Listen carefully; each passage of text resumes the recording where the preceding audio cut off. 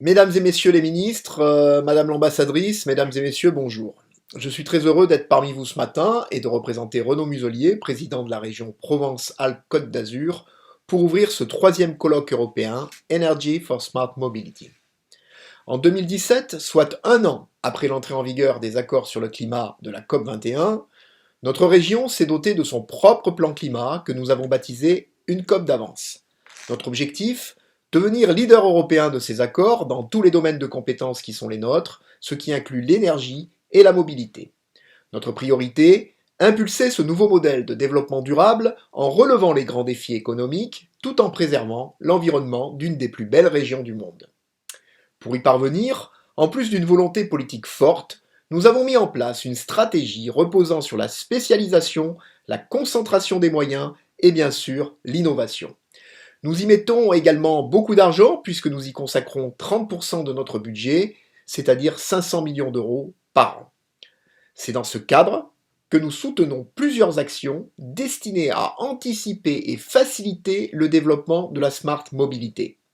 À commencer par FlexGrid, notre programme Smart Grid dont le colloque d'aujourd'hui est issu. Et bien entendu, les véhicules routiers propres, mais aussi le maillage d'un réseau de stations de recharge électrique, GNV et hydrogène. Sur ce plan, nous avons déjà dépassé notre objectif initial d'une station tous les 100 km et visons pour 2021 une station tous les 25 km. Nous avons également mis en service plusieurs lignes d'autocars GNV entre différentes villes de notre territoire. Nous développons une intermodalité efficace et mettons en œuvre des transports collectifs hautement performants. Nous avons lancé une initiative RoadLab pour faire émerger et accompagner des expériences sur la route du futur. Nous travaillons aussi avec Vinci Autoroute sur la route intelligente et décarbonée. Nous soutenons également un projet de navette autonome sur route ouverte pour desservir la technopole de Sophia Antipolis en correspondance avec les transports collectifs urbains et les cars régionaux.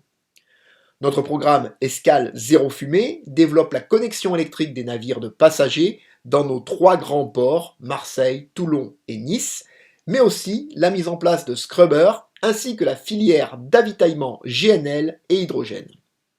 Nous finalisons des études de trains à batterie et à hydrogène sur les lignes Aix-Marseille et pour le chemin de fer de Provence. Le président Muselier annoncera d'ailleurs notre grand plan hydrogène et son volet mobilité en décembre prochain.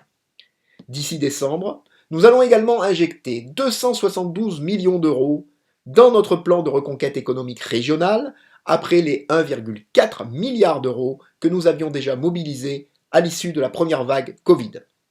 Avec ces exemples, et pour conclure, je souhaite partager avec vous ma conviction personnelle que pour gagner en efficacité et en rapidité, nous devons travailler en transversalité. En transversalité entre filières, routes, aéronautique, rail, fluvial et maritime, mais aussi énergétique et digital.